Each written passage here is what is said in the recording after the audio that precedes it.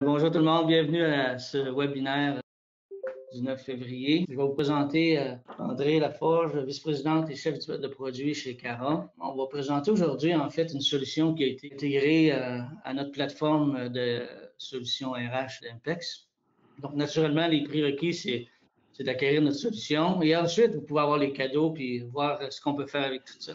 Fait que, je vais passer la parole à André puis je vais lui donner le contrôle aussi. Fait que je vais vous parler là, de notre solution Cara. Euh, je vais commencer par un petit PowerPoint là, juste pour mettre la table, puis après, on va rentrer directement là, dans la démo.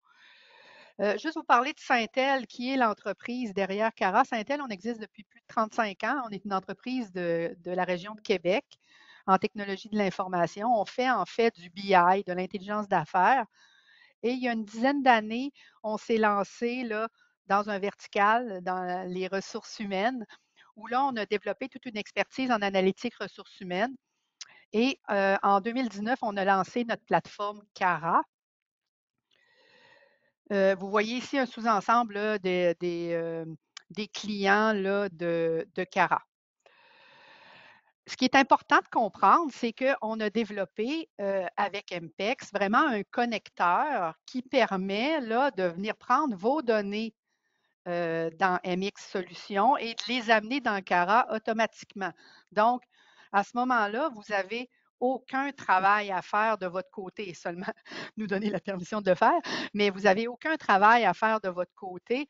Tout ça se fait automatiquement par un connecteur là, natif qu'on a développé avec les gens de MPEX. Cara, en gros, ça permet trois grandes choses. OK? La première, c'est de vraiment exploiter la donnée qu'il y a dans MPEX. Donc, vous avez rentré beaucoup de données de vos processus RH dans MPEX, des transactions. Ben, nous, ce que ça permet avec Cara, c'est vraiment d'exploiter cette donnée-là. Puis, ça permet aussi d'anticiper les enjeux liés à votre main-d'œuvre. Donc, de venir voir ce qui se passe, donc de décrire ce qui se passe au niveau de notre main-d'œuvre, mais aussi de venir vous aider à prédire ce qui pourrait se passer dans le futur. Et une autre chose qui est importante, c'est qu'on rend cette information-là disponible à la haute direction sous forme de tableau de bord et d'analyse. Parce que souvent, la haute direction n'ira pas nécessairement jouer dans MX. Là. Ça va être plutôt les gens de RH qui vont avoir accès à cette information-là. Donc, quand on veut prendre l'information dans MX et l'amener à la haute direction, Cara là, est le bon véhicule pour le faire. Donc, en gros, notre plateforme, ce qu'elle fait, c'est qu'elle va chercher les données. OK? Donc, on gère toute la donnée.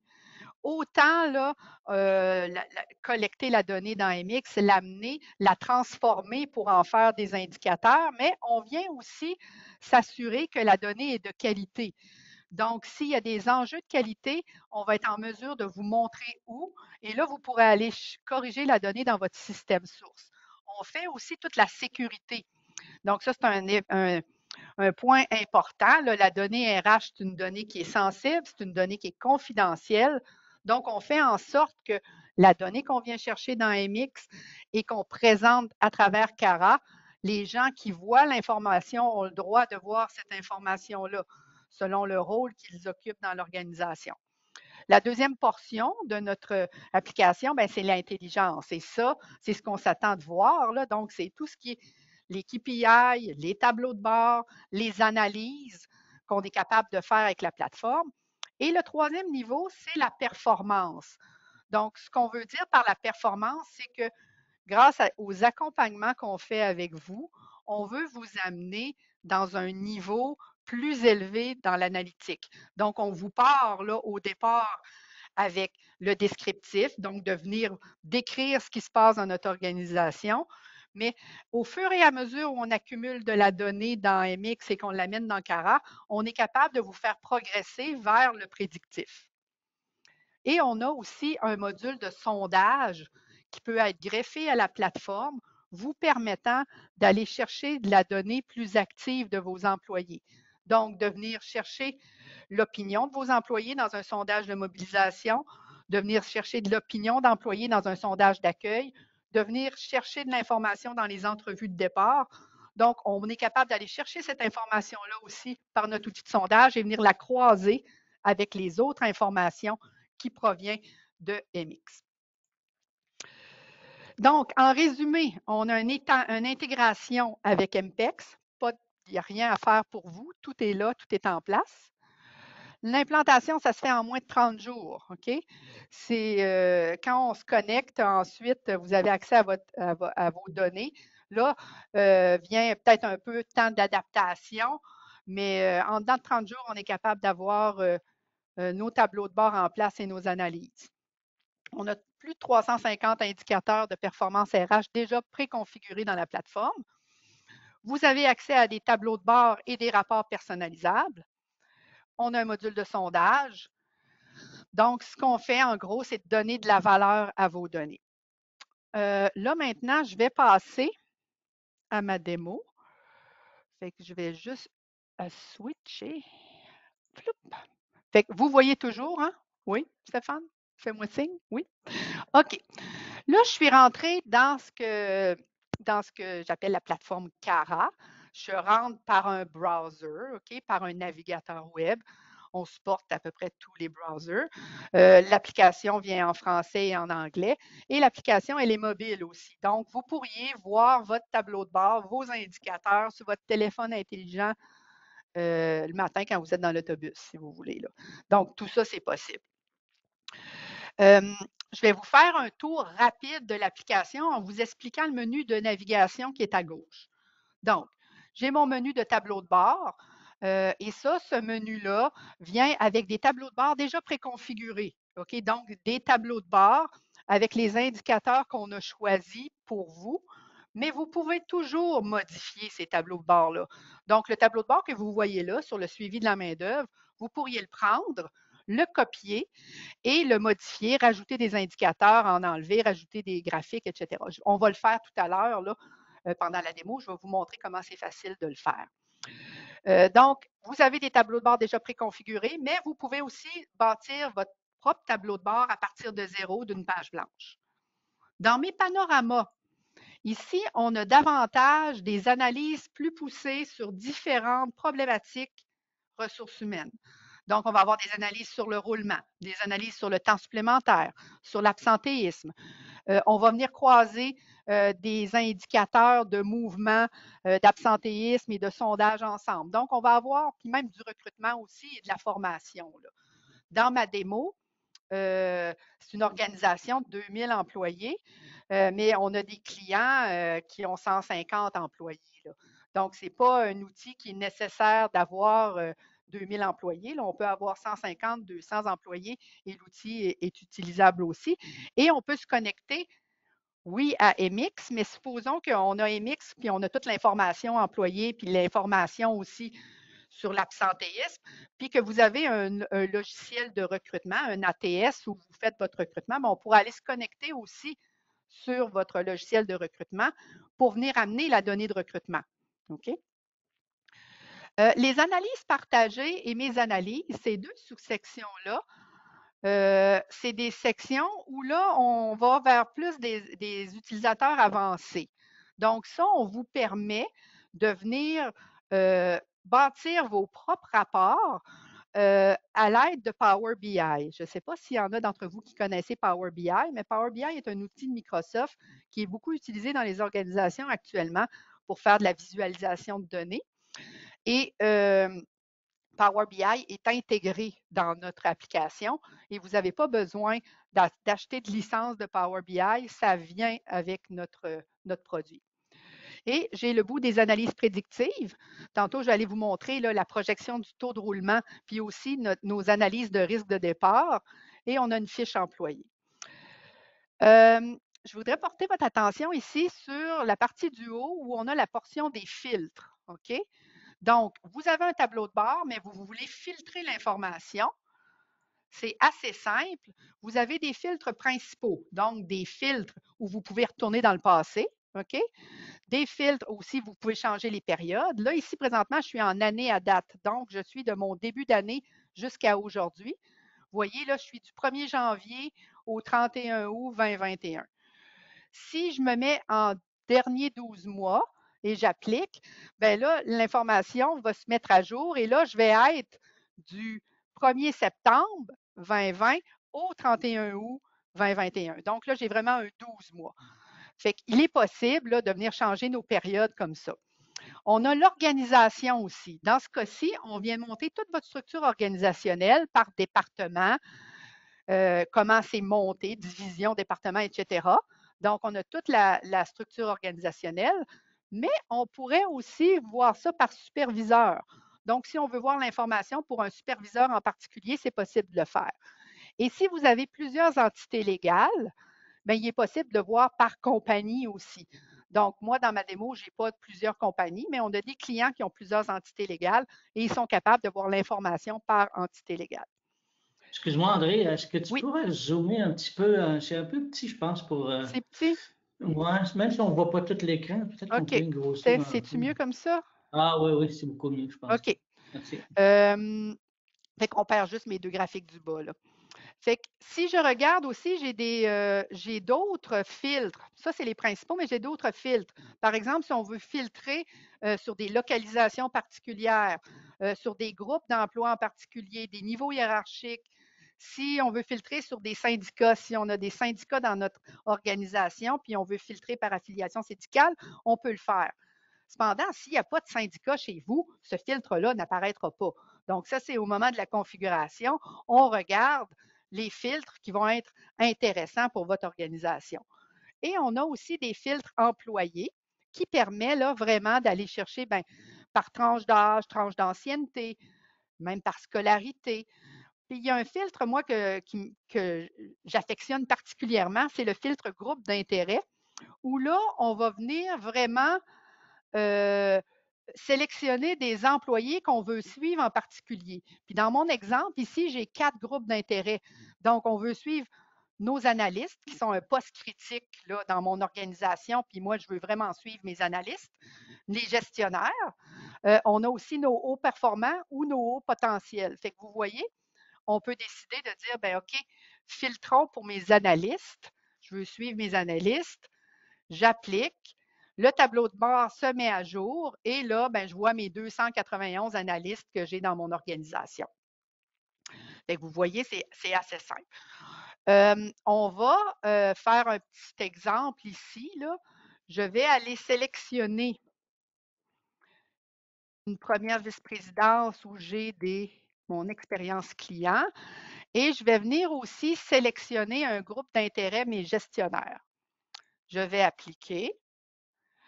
Bon, donc j'ai 102 gestionnaires qui sont dans cette première vice-présidence-là et j'ai de l'information ici sur ce groupe-là. Et là, ce que je vois, c'est que j'ai un taux de roulement ici de 24,8 Fait que je mets ma souris dessus, puis je suis capable de voir que la dernière année, j'étais à 3,6, ça montait à 24,8. Donc là, je me dis, il se passe quelque chose avec mon taux de roulement. On va voir comment on peut analyser ça plus en détail. Mais pour les gens qui vont moins souvent dans la plateforme, on a aussi un dictionnaire d'indicateurs intégrés. Donc, quelqu'un qui ne sait pas c'est quoi le taux de roulement, il dit c'est quoi cette affaire-là, bien, il clique sur le i et là, on a vraiment la définition de l'indicateur, sa formule de calcul, puis comment on devrait interpréter ça. Qu'est-ce que ça veut dire le roulement dans une organisation? Donc, pour chacun des 350 indicateurs, là, on a une fiche indicateur qui vous permet là, d'accumuler un savoir là, dans la plateforme. Comment on peut naviguer maintenant dans la plateforme? Ben, j'ai un 102 employés. Quand je clique sur mon 102, je vais me retrouver dans une liste d'employés. Mes 102 gestionnaires de cette première vice-présidence-là, ben, je les ai ici, OK, dans ma liste. Et je suis capable de voir mes 102 employés. Supposons maintenant que je voudrais extraire cette information-là parce que c'est quelqu'un qui m'a demandé, je veux avoir mes 102 gestionnaires. Bien, on a la possibilité d'amener la liste d'employés dans Excel. Je vais vous faire la petite démo, là, que ça se fait super facile. On amène ça dans Excel et là, vous pouvez décider de modifier parce qu'il y a peut-être de l'information que vous ne voulez pas transmettre à d'autres personnes. Fait que vous allez pouvoir avoir accès à un document Excel, déjà tout bien prêt à être utilisé, à trier, etc. et à transmettre à d'autres personnes dans votre organisation. Puis vous pouvez décider d'aller enlever des colonnes, comme par exemple, vous ne voulez pas montrer l'âge des gens, vous pouvez l'enlever facilement pour pouvoir partager cette information-là avec des gens qui n'auraient peut-être pas accès à l'application. Je vais revenir en arrière. Quand on a une information bleue, OK, c'est qu'on peut cliquer dessus. Et dans mon cas ici, je vais cliquer sur Abigail Ayotte, OK? Et ça va m'amener dans la fiche d'Abigail Ayotte. Donc, ce qu'il faut comprendre, c'est que dans des organisations qui ont un système intégré, la fiche employée ne leur sert pas beaucoup. Mais dans d'autres organisations où on va avoir de l'information dans MX, on va avoir l'information dans un autre système à côté, puis on va avoir de l'information sur la performance dans un chiffrier Excel ou dans une autre source de données, bien, nous, ce qu'on fait, c'est qu'on prend toute l'information liée à Abigail et on l'amène dans un seul endroit. Donc là, on a un sommaire de l'information d'Abigail. C'est quoi son groupe d'emploi, son statut d'emploi, si elle avait une date de départ, on l'aurait là. Et on a aussi de l'information plus personnelle sur Abigail. Donc, elle fait partie des hauts performants, son genre, son âge, et aussi l'information sur son temps travaillé. Donc, est-ce qu'Abigail, elle a eu des absences? Est-ce qu'elle a pris des vacances? On est capable de voir ça sur son calendrier. On est capable aussi de voir son historique d'emploi dans l'organisation. Les performances qu'elle a eues, c'est l'évaluation de performance, à quelle date et à quel niveau elle était. Et les formations. Si on se connecte au LMS, on pourrait venir chercher de l'information sur toutes les formations qu'elle aurait suivies dans le LMS. Fait que vous voyez, on vient regrouper toute l'information sur Abigail. Et ça, je vais vous dire, ça nous sert ensuite pour bâtir nos modèles prédictifs. OK? Donc, Abigail, il faut savoir, elle a-tu fait beaucoup d'heures de formation? Abigail, elle a-tu eu beaucoup d'absences? Abigail, elle a-tu eu des promotions? Donc, en sachant, en ayant toute cette information-là, nous, il est plus facile à ce moment-là de mettre un modèle prédictif en place pour être en mesure de voir est-ce que Abigail est à risque de quitter. Je vais revenir en arrière. OK? Fait que ça, c'était pour vous montrer que je suis partie d'un nombre d'employés. Je vais dans une liste et puis je peux descendre jusqu'au niveau employé. Maintenant, mon taux de roulement là, à 24,8 qui m'interpelle beaucoup, je veux aller plus en détail là-dedans. Fait que je vais cliquer sur mon 24,8. Et là, j'arrive dans, puis là, c'est là que je vais perdre un peu mais bon, ça n'en perd pas trop.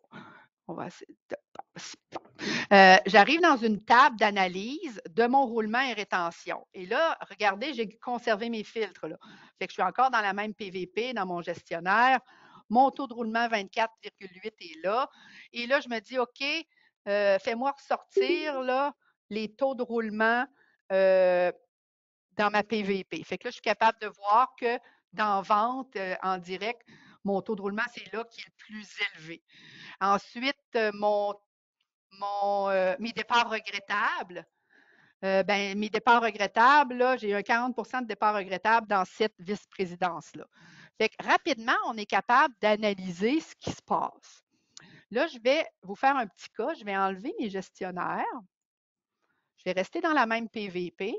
Et là, plutôt que voir mon organisation, je vais regarder mes groupes cibles. Donc, ce qu'on entend par groupe cible, c'est vraiment mes minorités, mes personnes handicapées, mes femmes dans mon organisation. Et là, les groupes cibles sont configurables selon les groupes cibles que vous suivez. Là. Mais ça, je vous dirais que c'est les principaux qu'on voit souvent. Et là, ben, je suis capable de voir, OK, si je regarde mon taux de roulement annualisé, si je regarde maintenant mon taux de roulement à 90 jours, mon taux de roulement à 1 an, bien là, ça me sort que mes minorités, il y a un petit problème. OK? Et là, ben, je me pose des questions comme RH. Comment ça que j'ai des problèmes avec mes minorités? Ça roule beaucoup. Je vois qu'à 90 jours, puis même à 1 an, j'ai-tu un problème avec mon intégration? Donc, ça vous fait poser des questions et vous vous dites, bon, il y a peut-être quelque chose à faire avec ça. Fait que là, vous vous dites, OK, qu'est-ce que je pourrais analyser de plus là, pour avoir des pistes d'analyse, là, puis des pistes là, d'action à poser. Fait que je vais aller dans un autre panorama où j'ai mes comportements humains. Et là, mes comportements humains, je viens croiser de l'information et voyez, j'ai conservé encore mes filtres. J'étais en groupe cible avec ma PVP, ça conserve mes filtres. Et là, je veux voir si mes minorités, bon, mon taux de roulement volontaire, la mobilité à l'interne, bon, ben, il ne bouge pas beaucoup à l'interne. Mon taux d'absentéisme, OK, le taux d'absentéisme, ce n'est pas eux qui sont les pires. Puis, bon, mon taux de recommandation employeur. Fait que là, ça me donne de l'information, mais mes minorités, ça me chicote encore. Fait que là, je me dis, OK, je vais aller sélectionner dans mes filtres en haut mes minorités. Je vais appliquer. Et là, je vais me dire, OK, on va regarder ça par organisation parce qu'il y a-t-il une place en particulier où mes minorités sont problématiques? Fait que là, je clique, je remets ça, hein, mon taux de mobilité interne. OK, là, je me rends compte. J'ai du roulement volontaire, mais en plus, les gens ne bougent pas de poste. OK, on ne les fait pas, on les fait pas on ne les fait pas changer de poste dans l'organisation. On sait que la mobilité est un bon levier là, pour conserver nos gens à l'interne. Je vais regarder mon absentéisme. Mon absentéisme est élevé dans cette vice-présidence-là. Mon temps supplémentaire aussi. Ah ben là, je commence à avoir plus de pistes. Je vais regarder si ma mobilisation, mais la mobilisation, non. OK, ça a l'air quand même, mais ce n'est pas très élevé, à 60,9 quand même, là, mais la moyenne de la PVP est à 60,5. Fait que ce n'est pas très élevé comme mobilisation. Mais là, ça me donne des pistes. Puis là, je me dis ça, cette information-là, je veux la transférer à mon VP. Je veux qu'il regarde ça, là, parce qu'on vient peut-être d'identifier une vice-présidence ou nos minorités. On a peut-être un petit problème là, d'intégration de nos minorités, puis on a peut-être des choses à mettre en place là, au RH. Pour transférer ça à mon VP ou à ma VP, ben, j'ai un beau petit lien ici que je génère, OK, comme ça et que je vais prendre mon lien, là, ça me fait une copie de ce lien-là. Je peux l'envoyer dans un courriel à mon VP et lui mettre un peu de texte et lui expliquer ce que je viens de trouver. Et le VP, quand il clique sur le lien, il va se retrouver exactement au même endroit dans la solution. OK? Fait que lui, il va pouvoir voir aussi la même information que vous venez d'envoyer.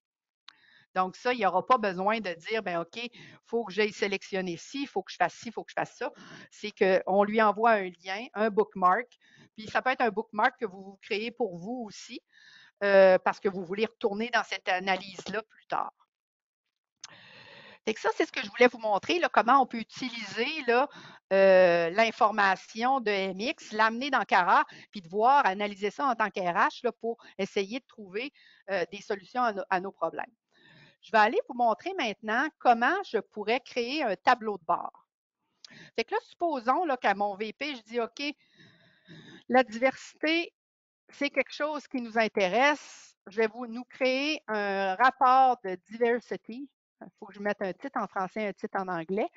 Ici, j'ai le choix là, du type de tableau de bord que je veux créer. Moi, je suis un pilote, je suis un expert dans l'application. Étant expert, je peux faire à peu près n'importe quoi. Puis un pilote aussi va être un pilote, c'est quelqu'un, un expert, c'est quelqu'un de chez Syntel. Un pilote, c'est quelqu'un de votre organisation qui, lui, a accès à tout et qui pilote l'application. Un utilisateur, là, ça peut être une personne au RH, ça peut être un gestionnaire. Donc, moi, ici, je suis un pilote et un utilisateur n'aura pas le choix du type de tableau de bord qu'il veut créer. Moi, je suis un pilote, je veux créer mon rapport comme un pilote parce que quand je le crée comme un pilote, après, je peux le partager. Je peux partager mon tableau de bord que je crée avec tous les utilisateurs ou avec un groupe d'utilisateurs en particulier. Tandis que quand je suis un utilisateur puis je me crée un tableau de bord, je ne peux pas commencer à le partager avec tout le monde. Okay? Parce qu'on se ramasserait dans l'application avec des milliers de tableaux de bord, mais un utilisateur peut créer son propre tableau de bord. Fait que j'ajoute mon tableau de bord et là, j'ai une page blanche. Et là, je me dis, OK, je veux créer mon tableau de bord. Fait que je vais ajouter des indicateurs. Fait que là, je clique là-dessus et c'est là qu'on a accès à toute la liste des indicateurs qui sont disponibles dans la plateforme. Bien entendu, ici, j'ai des indicateurs de recrutement. Si on n'est pas connecté à votre système de recrutement ou si vous n'avez pas de système de recrutement, les indicateurs de recrutement n'apparaîtront pas. Donc, ça va vraiment avec les sources de données sur lesquelles on est connecté. Fait que là, si je prends par exemple, je vais prendre mon nombre d'employés. Et là, je vais aller chercher d'autres indicateurs. Je vais prendre, par exemple, mon taux de mobilité interne. Je vais prendre mon taux d'émission, mon taux de roulement à 1 an, mon taux de roulement à 90 jours. Puis là, juste, je vais aller prendre mon taux d'absentéisme. J'ajoute ces indicateurs-là. Ils viennent se positionner en haut. Et là, ensuite, je veux venir rajouter des beaux graphiques, là, juste pour me donner des choses. Fait que là, vous avez accès à une liste de graphiques aussi. Fait que là, mettons que je veux mettre mon taux, j'aime bien les raisons de départ. Je vais mettre les raisons de départ. Je vais mettre aussi une pyramide d'ancienneté. Je vais ajouter ça, là, comme ça. Fait que ça m'ajoute mes graphiques. Je sauvegarde. Je sors et là, je me retrouve, OK, avec le tableau de bord que je viens de créer. Vous avez vu, là, ça ne prend pas l'informatique. Vous avez juste à choisir vous-même les indicateurs, choisir les tableaux, les graphiques que vous voulez mettre. Cependant, ce que je vous dirais, c'est que vous ne pouvez pas dire, ben moi, les raisons de départ, là, je ne veux pas les avoir comme ça, je veux les avoir plus sur des barres verticales. Ça, ce n'est pas possible de le faire. Mais je vais vous montrer une autre option quand on est un utilisateur plus avancé pour pouvoir faire ces modifications-là. Fait que vous restez quand même, vous avez accès à tous les indicateurs que vous pouvez mettre dans des cartes et à des graphiques, mais vous restez dans un formalisme qui a été déterminé par Syntel. Quand j'ai une carte détaillée, tantôt on avait des plus petites cartes, on appelle ça des cartes sommaires, mais les cartes détaillées vous permettent d'afficher la cible que vous vous étiez donnée pour cet indicateur-là. Donc, il est possible de mettre des cibles à nos indicateurs et ça, Syntel peut vous accompagner là-dedans pour mettre des bonnes cibles. Et comme vous voyez, là, dans ce cas-ci, j'ai une cible pour mon taux de mobilité interne à 22,5. C'est ce qu'on vise dans notre organisation. Là, je suis à 15,7. Et là, je suis en jaune, fait que je ne suis pas encore sur ma cible. Ici, à 36 mon taux de roulement à 1 an, puis pour mes minorités, je suis à 86,7. Donc, ma cible est rouge. Je suis très loin de ma cible. Fait que vous voyez, vous pouvez avoir vos seuils et vos cibles là, qui sont mis dans l'application. Qu'est-ce que je voulais faire ensuite? Fait que ça, créer un tableau de bord. Allons maintenant dans ce que j'appelle les analyses partagées. Je vais aller vous montrer le rapport de qualité de données. On ne passera pas une demi-heure dans le rapport de qualité de données, mais sachez qu'à chaque fois qu'une extraction de MX est amenée dans Cara, les données sont amenées, on vient regarder la qualité des données qui ont été intégrées. Fait que là, je vais vous montrer le rapport global. Ça, ce que ça vient dire, là, puis là, je suis dans une démo, là. J'ai rarement des clients là, qui sont à 99,7 de qualité de données. On a tout le temps un peu des problèmes avec les données. Puis des fois, ce n'est pas bien ben grave, OK? Des fois, c'est plus des avertissements qu'on va vous donner. Mais vous êtes capable de voir c'est dans quelle sphère RH vous avez des problèmes. Puis vous êtes capable aussi, si je vais dans mon rapport par exécution, puis je vais aller sélectionner ma dernière exécution qui était le 2 février, je suis capable de voir là que j'ai 5006 non-conformités.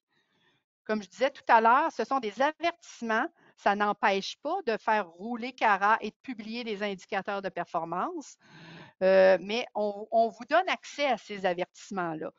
Puis, par exemple, si je prends ce 4-là, là, puis je vais extraire le détail de ça. Dans le fond, ici, là, ce que ça vient me dire, c'est que j'ai des employés qui ont été assignés sur des postes et la date de fin est avant la date de début. Donc, il y a un problème de date ici. Puis, on vient vous dire c'est quel employé qui vit cette situation-là. Fait que vous, à ce moment-là, puis ce rapport-là, il est rien qu'accessible aux pilotes aussi. Donc, il n'est pas accessible à tout le monde, là. Donc, le pilote, il est capable de dire, bien, OK, j'ai ces employés-là, je vais aller voir dans MX, puis je vais aller voir, puis je vais aller faire la correction s'il faut qu'il y ait une correction. Ça se peut que ça ne soit pas problématique. Mais dans ce temps-là, quand on a une date de fin qui est avant une date de début, c'est qu'il y a quelque chose qui a mal été entré dans notre système source. Et là, on est capable de venir faire la correction. Fait que c'était tout. Je voulais rien que passer là. Que ça existe. Vous avez un rapport de qualité de données. C'est très utile quand on est en mode implantation avec vous. Et ensuite, à chaque exécution, vous pouvez valider votre qualité de données. Je vais aller vous montrer maintenant la section où on intègre Power BI à l'application. Donc, pour ceux qui connaissent Power BI, vous allez reconnaître Power BI. Et là, moi, j'avais demandé à un de mes analystes de monter un rapport sur la retraite dans mon organisation. Donc, je voulais voir mon nombre de départs à la retraite par genre, le taux de départ à la retraite par tranche d'âge, mes 55, 59 ans, 60, 64 ans, 65 ans et plus, hommes, femmes, mon âge moyen à la retraite par année. Donc, je lui ai posé plusieurs questions, puis j'ai dit, fais-moi un beau rapport pour ça, et il m'est arrivé avec ça. Fait que ça, c'est lui-même qui a choisi les couleurs, c'est lui-même qui a choisi le type de graphique. Et supposons maintenant qu'on veut modifier ça, ben c'est là qu'on a accès à Power BI et accès à tous les indicateurs disponibles, à toutes les dimensions aussi par lesquelles vous pouvez bâtir vos graphiques et aux visualisations disponibles. Donc, mon nombre de départs, si je clique ici, là, puis moi, je ne veux pas avoir un beigne, mais je veux avoir une pointe de tarte parce que j'aime mieux une pointe de tarte, ben, je clique et le graphique se met à jour. Puis si je voulais changer les couleurs, là, ben, il est possible de le faire là, en allant changer les couleurs ici. Et supposons maintenant le nombre de départs à la retraite par groupe cible. Je veux rajouter, je veux rien que pas avoir les départs à la retraite, je voudrais avoir aussi mes démissions. Ben, j'ouvre les mouvements d'employés, j'ai mon nombre de départs à la retraite, puis je clique sur mon nombre de démissions et ça s'ajoute automatiquement dans mon graphique. Et là, je sauvegarde et j'ai mon nouveau rapport de retraite. Il est maintenant fonctionnel avec les petits changements que je viens faire. Ça vous donne beaucoup, beaucoup de flexibilité pour bâtir à peu près n'importe quel rapport avec les indicateurs, bien entendu, présents dans la plateforme et les dimensions là, qui sont disponibles aussi. On va aller voir l'analyse prédictive, la projection du taux de roulement. Donc, ici, ce qu'on vient faire, puis ça, comme je vous dis, ça prend un peu plus de temps pour arriver là parce que ça nous prend au moins 2 ans de données dans la plateforme pour être en mesure de faire une projection de votre taux de roulement. Donc, ce qu'on vient faire, c'est qu'on prend 2 années de données et ici, vous voyez là, votre taux de roulement à tous les mois, comment il varie. Et étant donné qu'il y a de la saisonnalité dans vos données, étant donné que des fois, on est une plus petite organisation, donc on a moins de données, ben là, on a mis en place, nos scientifiques de données ont mis en place différents modèles prédictifs. Ici, on utilise des séries temporelles et on vient combiner plusieurs modèles ensemble pour arriver, en gris ici la portion, à venir vous montrer ben, à quoi pourrait ressembler votre roulement en avril 2022, en mai 2022, en juin 2022. Donc, pour les 12 prochains mois. Là, il faut comprendre que moi, mes données arrêtent au 31 août. C'est pour ça que ma prévision commence là, pour le mois de septembre et le mois d'octobre. J'ai un peu de données en septembre. En gros, on vous projette votre taux de roulement. Puis là, ce qui est intéressant, c'est que vous pouvez le regarder par groupe d'emploi. Et là, ça peut vous aider, ça, à faire votre planification de main-d'œuvre. Parce que si on regarde notre roulement par groupe d'emploi, puis on vient voir, ben OK, pour tel groupe d'emploi, on voit que le roulement augmente beaucoup, beaucoup en juillet, ben peut-être qu'on va s'asseoir avec nos gens de recrutement, puis peut-être être plus proactif sur notre recrutement. On vous donne des petits indicateurs sur la validité du modèle qui est utilisé, puis on vient vous montrer aussi en bleu, c'est vraiment ce qui s'est passé dans votre organisation dans le passé, puis en mauve, si on peut appeler ça mauve, c'est ce qui avait été prédit par le modèle. Donc, vous pouvez voir, le modèle, il suit quand même, on peut voir, là, il y a quand même des petites différences, mais on peut voir que le modèle, il suit quand même là, ce qui est arrivé vraiment dans la vraie vie. Donc, dans ce cas-là, vous pouvez probablement vous dire, ben OK, ce que le modèle fait, il est quand même bon, je peux peut-être me baser là-dessus là, pour mieux planifier mon futur. Nous, on a des engins qui monitorent ça, puis quand on voit des choses comme ça, là, quand le modèle devient beaucoup moins bon que la vraie prévision, bien là, on les réajuste, nos modèles. Je vais vous montrer maintenant la portion risque de départ. OK? Donc, supposons maintenant qu'on a dans notre organisation mis en place le prédictif, qu'on a pas mal de données pour le faire. Là, on est capable de venir vous sortir une liste de vos employés qui sont à risque de quitter. Dans ce cas-ci, là, j'ai pris seulement mes hauts performants parce que dans le fond, ceux que je ne veux pas qu'ils quittent, c'est surtout mes hauts performants. Donc, dans mon cas ici, ça me sort une liste qui a été triée là, du plus, lui qui est le plus risqué de quitter à, puis là, ça descend. Et là, moi, j'ai reçu une alarme me disant là, que Caroline Gagné, qui est une analyste développeur dans le département d'informatique, qui a 7 ans d'ancienneté, puis qui a une évaluation de performance de 4,7 sur 5, ce qui n'est pas mauvais, hein? À son risque de départ est passé à 87 %. Puis on voit là, que sa tendance des 3 dernières années, au début de sa carrière, c'était au début des 3 dernières années, c'était élevé, ça avait baissé, mais là, c'est en train de remonter son risque de départ. Fait que là, ça pour les RH, je vous dirais, on regarde ça, on en parle avec le gestionnaire, qu'est-ce qu'on peut faire? Caroline, on ne veut pas qu'elle quitte. Bien là, on vient vous sortir une liste de facteurs qui fait en sorte que son risque augmente. Puis dans ce cas-là, dans le cas de Caroline, bien, c'est Caroline est à l'échelon le plus bas de son échelle salariale. Vous devriez réviser sa rémunération. Caroline n'a pas de plan de développement, il n'a reçu que 8 heures de formation dans les 3 dernières années. Vous devriez mettre en place un plan de développement. Et Caroline habite à plus de 40 km de son lieu de travail, bien, vous devriez peut-être appliquer la politique de télétravail pour Caroline. Fait que vous voyez, on peut aller jusqu'à vous aider à vous montrer qu'est-ce qui fait en sorte que Caroline est à risque de quitter. Fait que là, j'ai pas mal fait le tour des grandes fonctionnalités de l'application. Je veux juste vous montrer, parce qu'on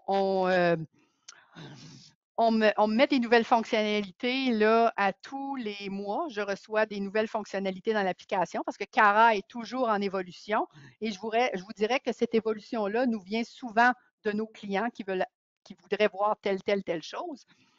Et je vais vous montrer ici ce que j'appelle le Ninebox. Je ne sais pas si vous êtes dans votre organisation, dans vos organisations, si vous travaillez avec des grilles Ninebox.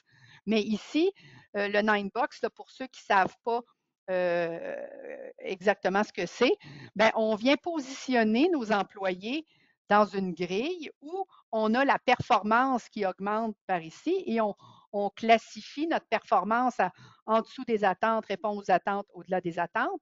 Et on a le potentiel des employés ici, où là, on vient catégoriser nos employés en bas potentiel, en adéquat et en élevé. Et là, ben, on vient montrer, et habituellement, ce qu'on montre dans un Ninebox, c'est le nombre d'employés. On va regarder le nombre d'employés actifs. Habituellement, dans un Ninebox, ce qu'on va venir montrer, c'est notre nombre d'employés par case. OK? Et quand je clique mes super étoiles, donc ceux qui ont le potentiel et la performance le plus élevé, je clique.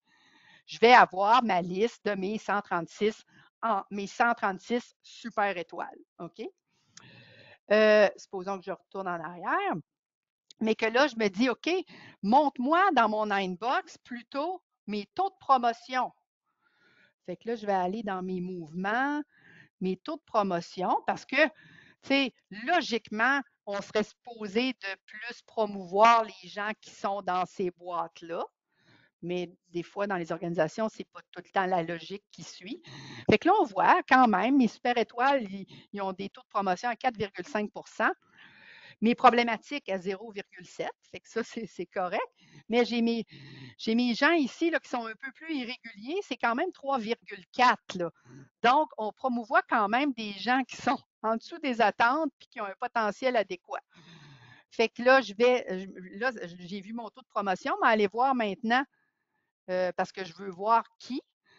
Fait que je vais mettre mes promotions. Fait que ces 5 promotions-là, je peux aller voir c'était qui, puis là, essayer de comprendre pourquoi ces personnes-là ont été promues. Donc, vous avez accès là, à plein, on pourrait voir l'absentéisme, on pourrait voir le roulement. Le roulement, moi, j'aime bien ça parce que, ce qui est mon taux de roulement, je ne le vois pas. Mouvement, temps de travail. Pourquoi je ne vois pas mon roulement? En tout cas, je ne vois pas mon roulement, mais il doit être sûrement quelque part. Je pourrais voir mon absentéisme, même chose. Fait que voilà. Fait que ça, c'est une nouvelle fonctionnalité là, qu'on vient tout juste d'ajouter. Et comme je vous dis, on en ajoute régulièrement. Là, on travaille maintenant à avoir une messagerie à l'intérieur de l'application. Donc, à chaque fois que vous avez un beau petit lien comme ça que vous voulez, bien, ça serait partagé à travers l'application et la personne recevrait un genre d'alarme pour lui dire va voir là, dans ton Cara, il y a des choses là, intéressantes à peut-être à regarder.